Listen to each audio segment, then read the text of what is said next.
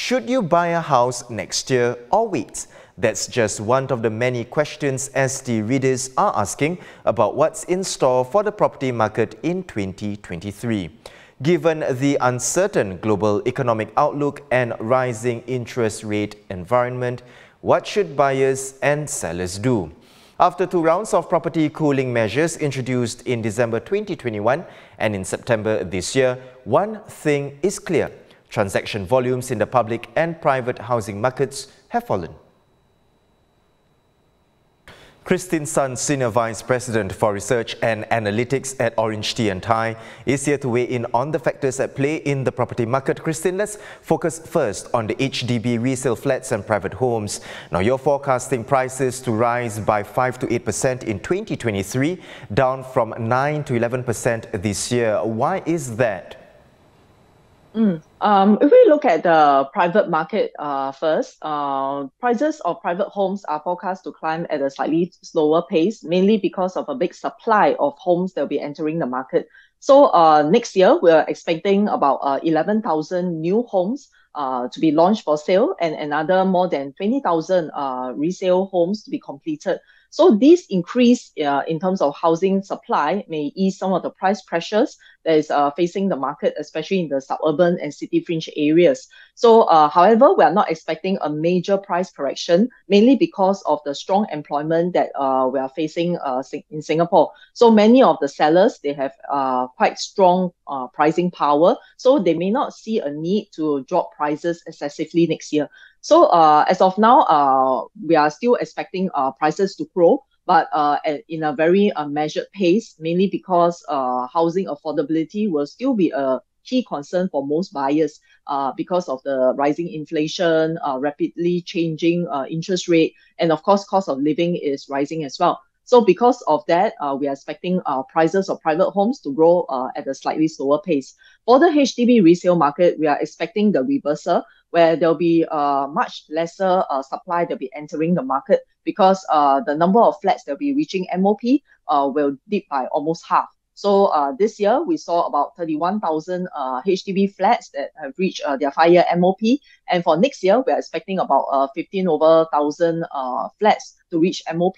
So the slower supply may be entering the market. However, we are not expecting prices to drop excessively. Again, many of the sellers, they have full employment, they have income growth.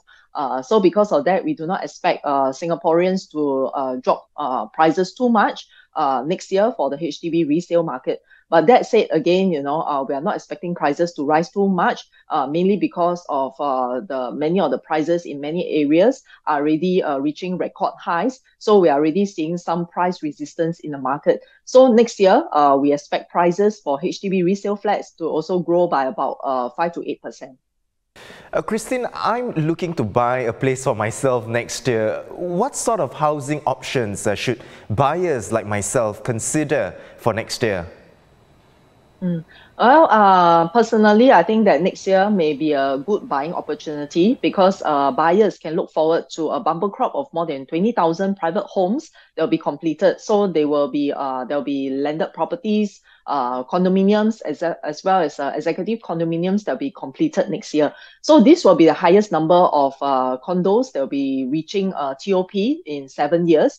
And with half the completions in the outside of central region or the suburban area. So this may ease some of the supply crunch that is facing the market right now and that has caused prices to rise steeply in the mass market segment. So for next year, at least I think price growth will slow down slightly and buyers will have more options. For example, there'll be quite a few mega projects that will be completed, including projects like Treasure at Tampines and Florence Residences. For those people who are looking for homes in the city fringe, they will also have about 6,600 new homes to be completed to look forward to. So some of these projects that are still selling in the market right now are Revere. And for the luxury market, there'll be another 2,000 over units that will be completed. So some of the projects will include like Leedon Green, Copper at Newton, House on Handy, and so on. So these are new properties that will be completed soon. But for those people who are looking for brand new properties, there will be about 11,000 new homes that will be launched for sale, and there'll be about 45 projects to choose from. So some of these are actually quite large. For example, some projects like the Continuum or Lentor Hill Residences and so on, there are about 500 units or more. And some other notable projects that they can look forward to will be like the Botany at Dairy Farm, or there'll be some parcels, land parcels at Lentor as well, because we know that Lentor is an up and coming region. In the luxury segment, there'll also be a few high profile projects that will be launching, and some of them will be in District 1 and 2. So that will include the redevelopment of AXA Towers, former Maxwell House, and Marina View Whiteside. Let's talk about the rental market now. What is the outlook for the rental market, Christine? Do you see prices stabilizing in the next few months? Yes, I think with supply coming into the market, especially for the private residential market, rents are projected to stabilize next year, mainly because rents already have very reason to record highs this year. And some of the people or some tenants are already feeling certain resistance towards further price or rents increase. So with that, there'll be more supply coming in, and there'll be more intense competition for tenants. So this will help to rein in some of these runaway rental prices that we've seen this year. So however, I think these factors may still not be sufficient to cause rents to fall too excessively, mainly because landlords have the holding power, and as well as they are also facing rising costs of living. There'll be higher property taxes, and as well as increase in terms of mortgage payments as well. So the net effect may see rents rising maybe slightly slower at about 13 to 16%, because this year we are projecting rents to even increase up to 30% for the whole year.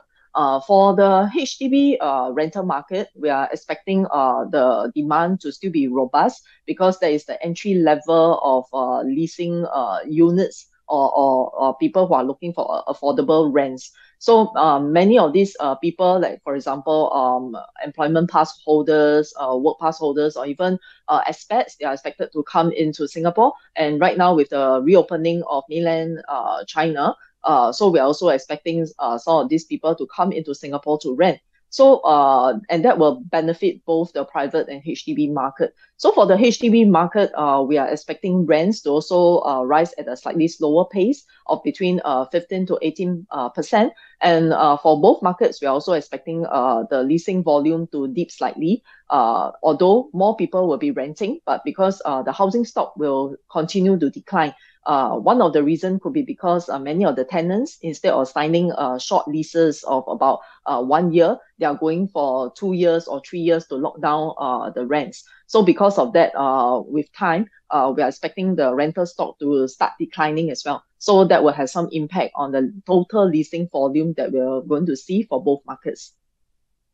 Christine, thank you for your perspectives. Christine Sun, Senior Vice President for Research and Analytics at Orange Tea and Thai.